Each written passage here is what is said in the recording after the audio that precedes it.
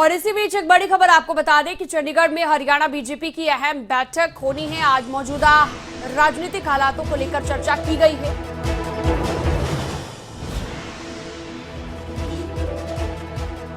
तो दोपहर 3 बजे दरअसल ये बैठक होनी है और बीजेपी कार्यालय में ये बैठक होगी। हरियाणा बीजेपी अध्यक्ष ओम प्रकाश धनखड़ इसकी अध्यक्षता करेंगे। इसके बाद मुख्यमंत्री आवास पर भी एक बैठक होनी है। तो हरियाणा बीजेपी के अध्यक्ष ओपी धनखड़ भी मौजूद रहेंगे। शाम को 4 बजे एक दूसरी बैठक होनी है। तो बड़ी खबर, बड़ी जानकारी हम आपको बता रहे हैं चंडीगढ़ से। मुख्यमंत्री के आवास पर भी इसके बाद एक बैठक होनी है और शाम को 4 बजे बैठक होगी। बीजेपी के अध्यक्ष ओपी धनखड़ भी यहां पर मौजूद रहेंगे। तो हरियाणा बीजेपी के अध्यक्ष भी मौजूद रहेंगे और इसके साथ ही बता दें कि शाम को 4 बजे ये बैठक होगी। बड़ी खबर, बड़ी जानकारी लगातार आपको बता रहे हैं। दोपहर 3 बजे का वक्त बताया जा रहा है बैठक का। तो मौजूदा राजनीतिक हालातों को लेकर चर्चा इसमें की जाएगी। तो हरियाणा बीजेपी की ये अहम बैठक 3 बजे का वक्त बताया जा रहा है कि 3 बजे होगी और क्या कुछ इस बैठक में रहता है इस पर नजर बनी रहेगी। मौजूदा राजनीतिक हालातों को लेकर खासतौर पर चर्चा इस बैठक में की जानी है, जो जानकारी मिल पाई है। और वक्त बताया जा रहा है 3 बजे का। 3 बजे बीजेपी कार्यालय में ये बैठक होगी। बीजेपी के अध्यक्ष ओपी धनखड़ भी मौजूद रहेंगे, अध्यक्षता करेंगे। इसके बाद मुख्यमंत्री आवास पर भी एक बैठक होनी है। यहाँ पर भी हरियाणा बीजेपी के अध्यक्ष ओपी धनखड़ मौजूद रहेंगे। इसके साथ ही शाम को 4 बजे ये बैठक होनी है। तो मुख्यमंत्री आवास पर जो बैठक होनी है वो शाम को 4 बजे होगी।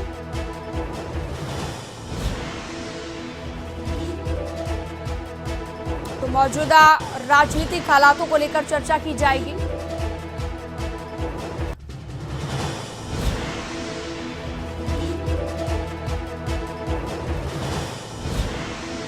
खबरें अभी तक के संवाददाता अनिल मोर हमारे साथ सीधा लाइव जुड़ चुके हैं। सीधा रुक करते हैं अनिल मोर का। अनिल मोर के साथ हरियाणा बीजेपी के अध्यक्ष ओपी धनखड़ मौजूद हैं। अनिल, बताइए।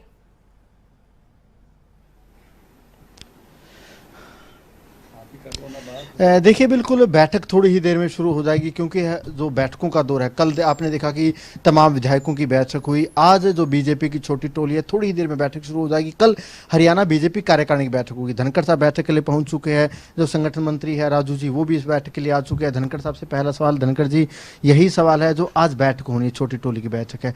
छोटी टोली की बैठक है तो ऐसे कौन से महत्वपूर्ण विषय है जिनको लेकर आप बैठक करेंगे? पहले बैठक यहाँ पे है, फिर सीएम साहब के साथ बैठक है। देखिए, हमेशा जब भी भारतीय जनता पार्टी की बैठकें होती हैं तो उसमें दोनों विषय रहते हैं।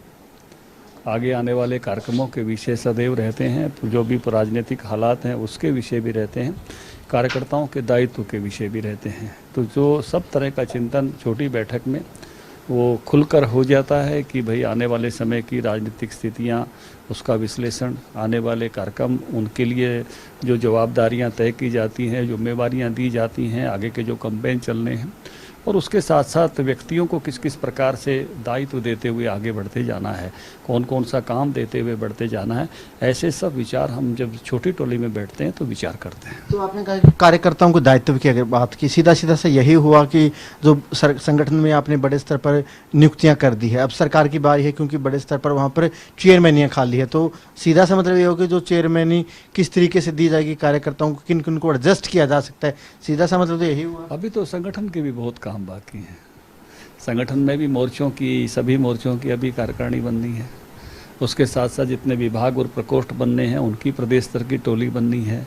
इस सारे नेटवर्क को नीचे तक पहुंचना है। तो ऐसे संगठन का भी बहुत बड़ा काम अभी बाकी है जिसके बारे में हमको विचार करना है। प्रदेश कार्यकारिणी का आपने गठन कर दिया, कल कार्यकारिणी की पहली बैठक है।